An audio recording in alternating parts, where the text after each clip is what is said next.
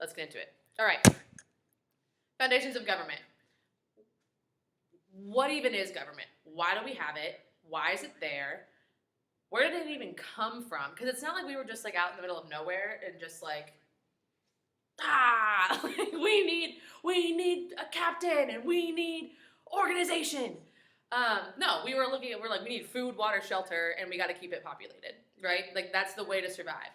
But we obviously evolved and we have become, excuse me, a very, very intense nation and a very civilized nation. We are intense. But so then therefore we had to kind of have some order, right? Otherwise it'd be like the purge all the time, and that's absolutely terrifying. So what is government? Where did it come from? What is the best government? Us as Americans, we are pretty obnoxious, and we like to think that our way of doing things is the best way to do things. We might not actually have the best form of government with a representative democracy. What are the functions of government? What does it even do? Like, we know about Donald Trump, and we know about Nancy Pelosi, and you've probably heard of Chuck Schumer and Mitch McConnell, all these people. What do they even do? Why are we paying them? What's the big deal? Okay? What's the deal with American government? Why are we even here? Why are you here? You're here because you have to be here to graduate. But, like, you're about to go into the real world. And newsflash, government's real world. So, all right, see, we've got one L and then one R. Right now we're going to start on one L because when you have a notebook, we're in the West, so we start on the left. If we were in Japan, we start over here, but we're not. So,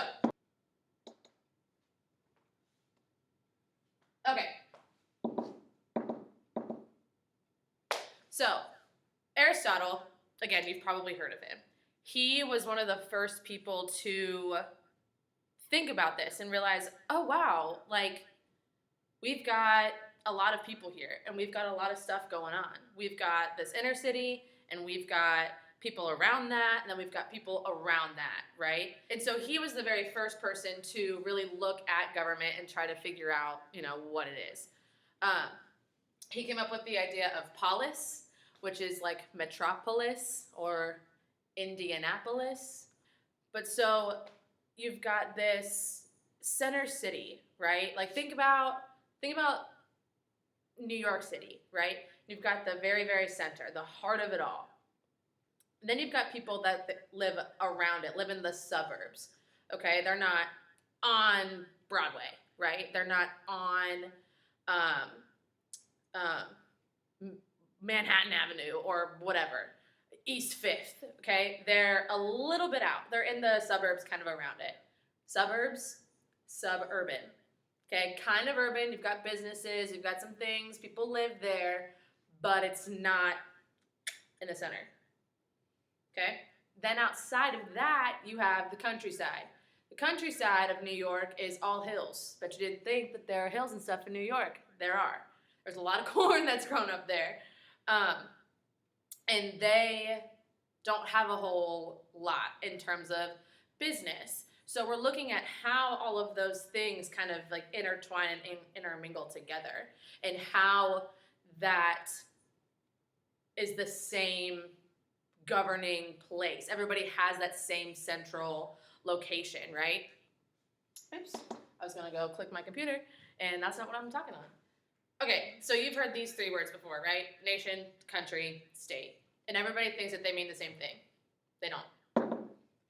This is a lot, okay? I know all of you probably just went, oh my gosh. No. Read this, okay? And summarize it, all right? A nation, all it is a population of people that come together and share common values. And if you want to write down values like culture, history, traditions, languages sometimes, all of those are values, right? And so all of those people that are in that, all those people, I guess I should say, that share all those things are typically in the same geographic location. So like America, right? We have the same holidays. Nobody else celebrates Thanksgiving. They might have something similar, but we are the ones that we celebrate Thanksgiving. Our Independence Day is the same. We have Memorial Day. Labor Day well, when you're watching this video, just happened. Now it's not going to happen for like another week. All of those things. We're all in the same geographic location. Okay? So, nation consists of a distinct population of people that are bound together by a common culture, history, tradition, that are typically concentrated in one geographic region. A state is just a political word. It's a political word that is just talking about a piece of territory. We as Americans kind of get really confused on this because we are the United States of America. But that's why people just call us the states, because that's what we are. We are a united piece of smaller areas, smaller political areas. Does that make sense? Hopefully, because you can't tell me. Side note, if you do have questions that you're like, Miss Hillman, what the heck are you talking about? In the discussion boards, one, if you're face-to-face, you can ask me, or you can email, chat, whatever. But I'm also going to have discussion boards. So that way you can post that in there. And if I can't answer it, then one of your classmates maybe can. But yeah, so back to this. Country versus state. Country is just another word for state. That's it. It means nothing else. We, again, tend to think that all of these are interchangeable because we are a nation, your nationality. We are American. Well, I'm American. I don't know if you are watching this. You might not be American. But our nationality, American. My nationality would also be Italian and German, because I share similar cultural things with other people that are from Italy. I was not born there. My grandfather was, and my dad is a first generation American, so then I'm American too, because I was born here and I identify with all the cultures. Okay? I also speak the language. I celebrate the holidays. I have similar history, all of those things. State, okay, so state is still, I am from America. That's where I'm from. That's my political unit. I'm under that sort of government. They are in charge of me. I also am in South Carolina. So I am a South Carolinian. And that's the political unit that I live in, that I'm a part of. Okay, but it's just political. People tend to get really attached to their state and stuff like that. I mean, obviously, we have a lot of pride in where we come from and who we are, what we produce, and all those things. But state is just political. Okay, it's just to keep everything organized, I guess. And then country is just another word for state. You probably will never ever hear, if you ever listen to any UN trials or anything like that, you'll probably never really hear them say country. They'll almost always say state. Okay. Oops. Closer than what I thought. All right, so states have nations. They do. They do. If everybody is in one political unit, they will share something. They will speak, most likely. I can't think of anywhere where one political unit doesn't all speak the same language, or at least for the most part, speak the same language, have the same histories, so on and so forth, and values and traditions and so on. States have nations. Nations do not always need states. They are independent. Okay? So, an example is Kurdistan. And it's kind of hard to see this map on your computer. Let me try to zoom. So, Kurdistan is a nation. It used to be a state back in the day. But then it got overthrown, taken over, and the empire fell. So now, this is no longer. This is what the political unit used to be. Okay, it's got parts of Syria, Iraq, Iran, Armenia, all of those places. Okay? But it's not there anymore. Does that mean that all of a sudden the language and traditions and histories and the people and their values, does that mean that that all goes away? No. So, a stateless nation can happen. A nationless state is far less common. Like I said, I can't even really think of one that has that. So yeah. All right, so we've got the origins of the states. There are 4 origins. 1, 2, 3, 4. Our first one is the evolutionary theory. All of these things we're going to be talking about, the theories of why we even have states and where government and all that kind of stuff came from. So first is the evolutionary theory. This is really self-explanatory. On your quizzes, in your tests, read it. It says evolved, right? So the evolutionary theory just says that we evolved into this type of thing. We were run by tribes, right? We had ancient family groups. Okay. Force theory essentially says that we needed one person to take control. I like to describe this one as, let's say that before COVID and everybody was allowed to hang out and businesses were open and we had football. Let's say that, so it's Friday night and you went to the football game and afterwards you're like, I'm so hungry, guys, my friends, let's go get some food. What do you want? And friend A, let's give them names. Let's say Charlie wants Chick-fil-A and Sarah wants Cookout and Michael wants Waffle House, but you want McDonald's. And everybody's fighting, everybody's picking over they're pitching why their food is the best. And it's really annoying, right? You ever been through that? It's the worst. And finally, you just go, you know what? We're all hungry. It's my car, my gas. I want McDonald's. We're going to McDonald's. Okay? That's kind of how the force theory happened. States emerged because there were a lot of people, there was a lot of chaos, and finally someone was like, F this, I'm taking over, okay? Now, divine right theory. You've probably heard of the divine right theory from your world history classes because this is the right to rule European proclamation.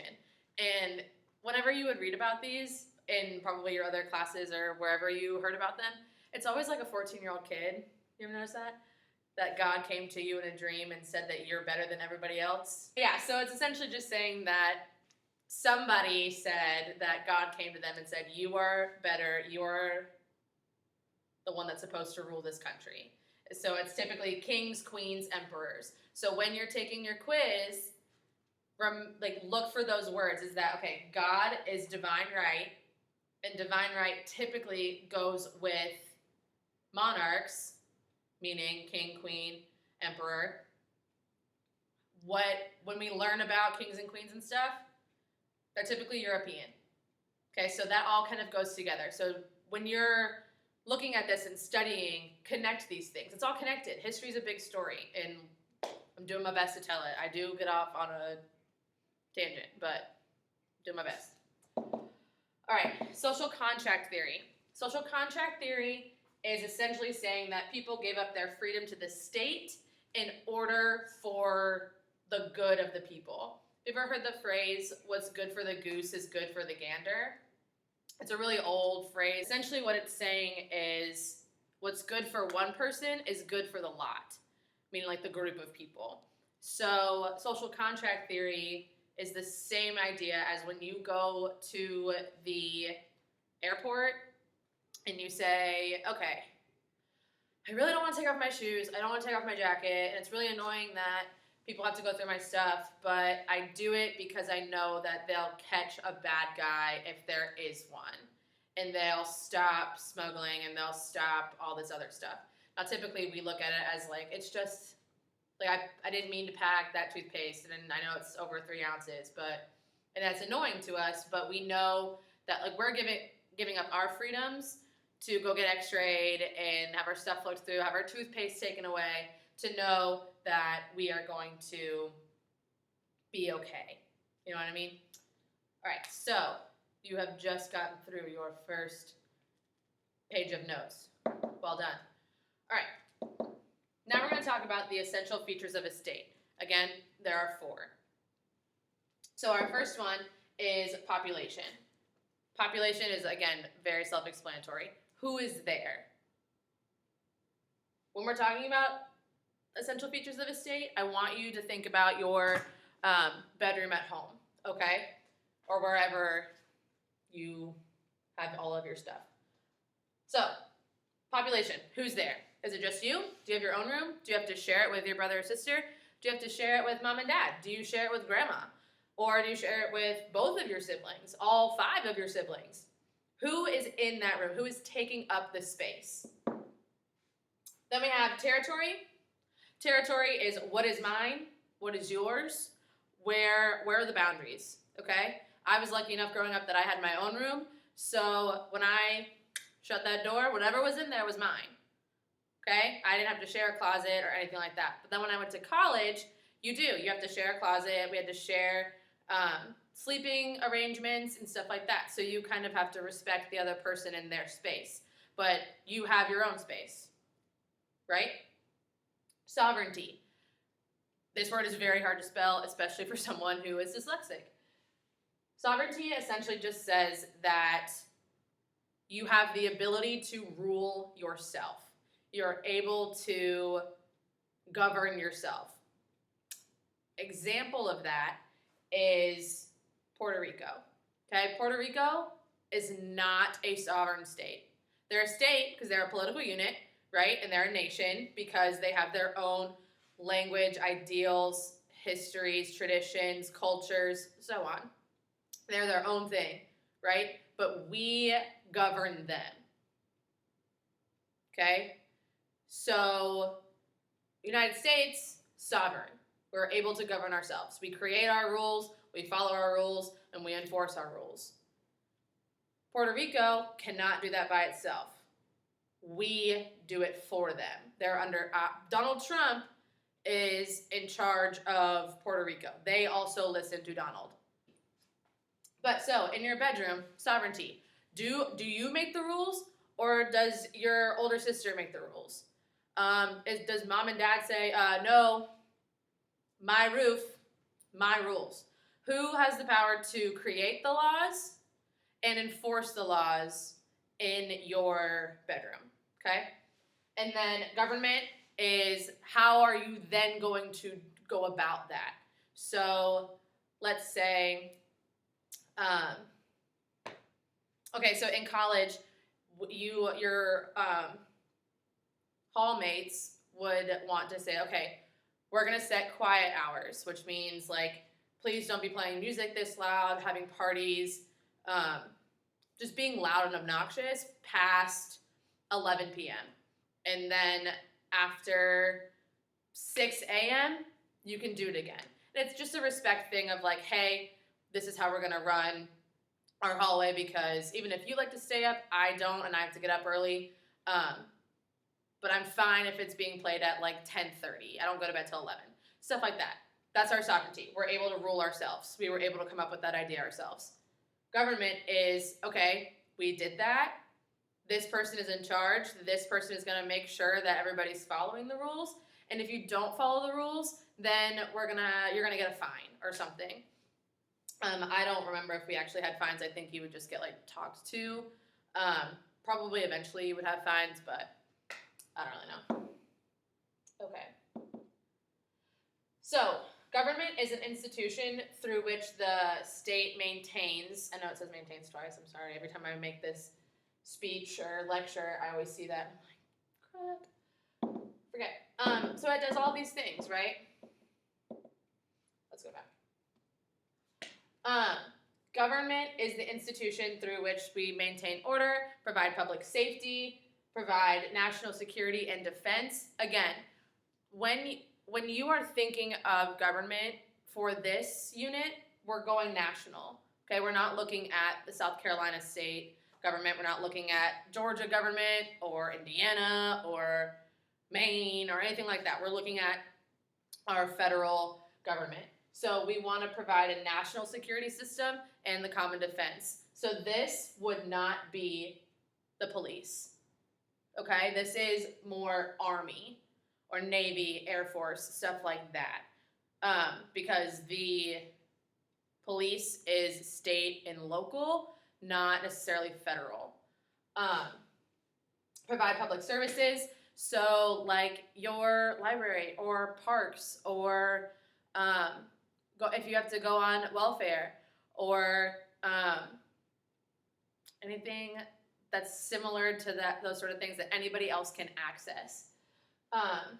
Provide and control the economic system.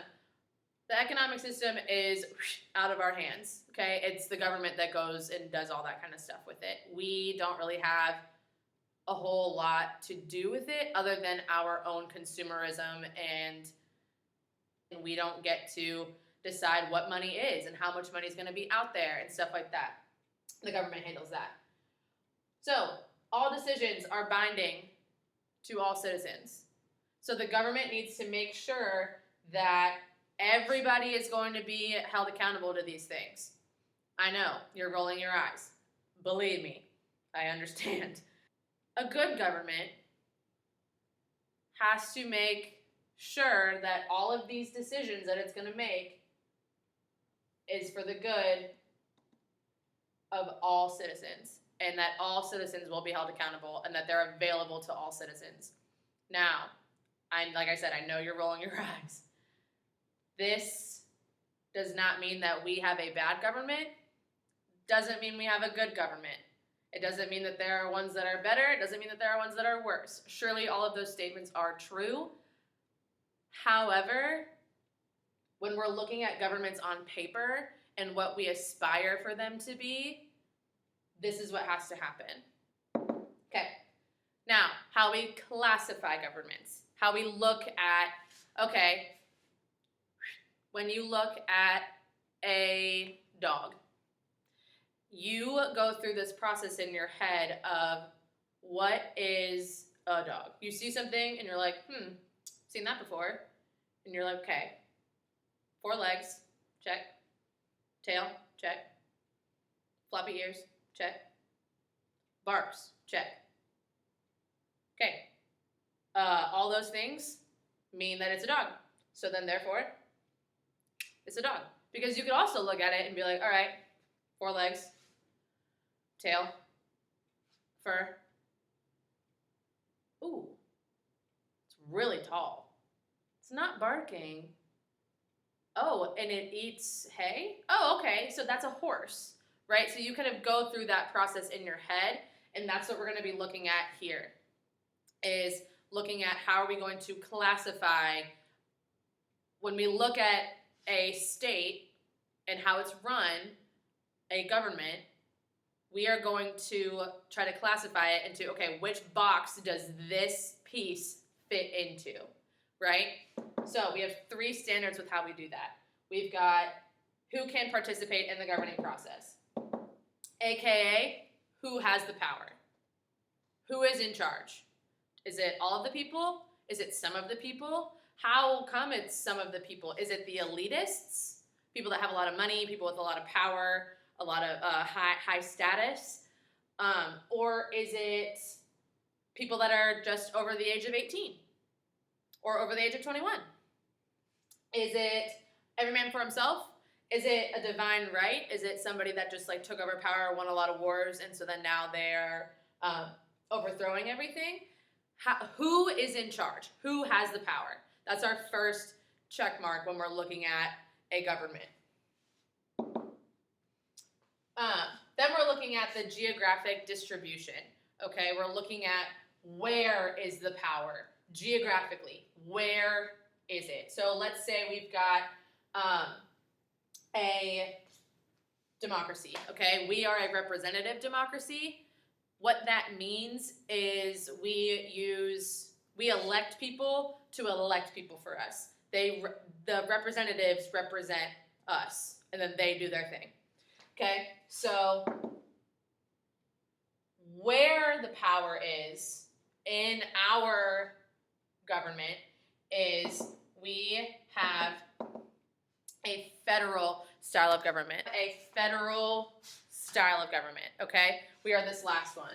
So we are Powers of government that are divided between a central government and several local governments. So what that looks like, if we've got, so we're going to do federal over here.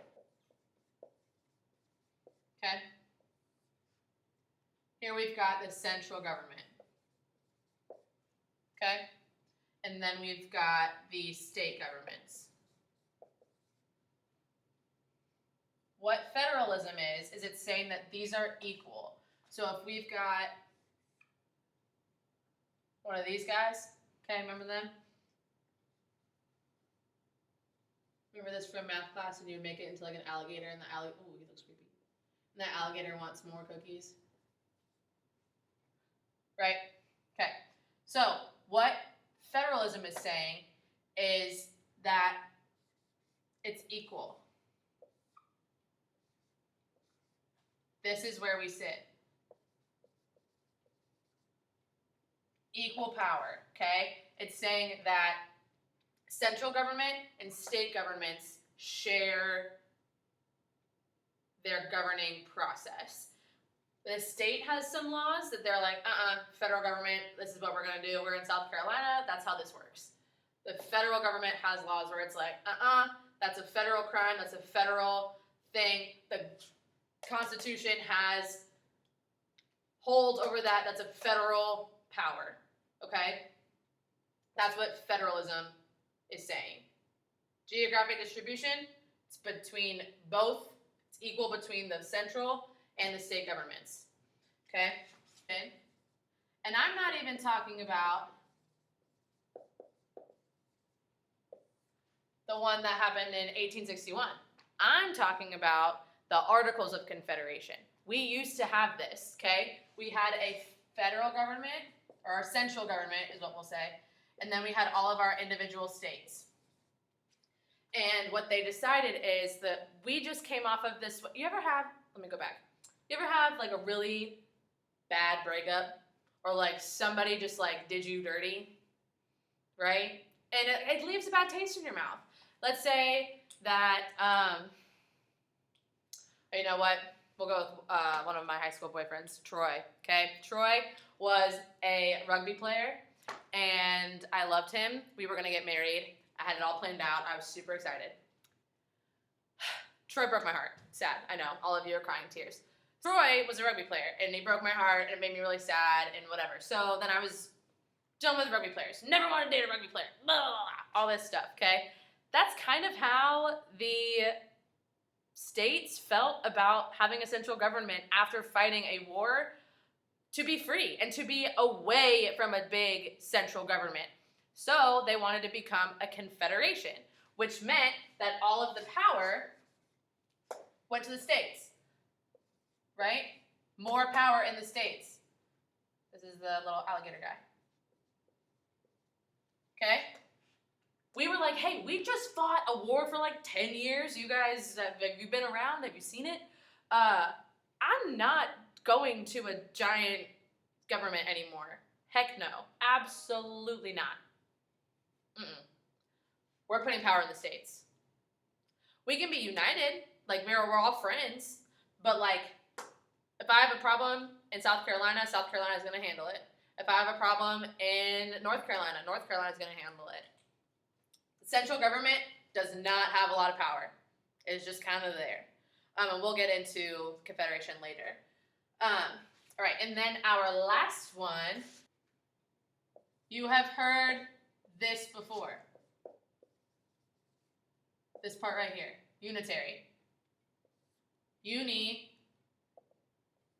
means one, like unicycle, university, unicorn, right? One horn. I really hope I didn't just put a marker on my face. But yeah, you've got one, okay? One piece of government, one horn, okay? One school for university. So, again, we've got our central, and we got our state.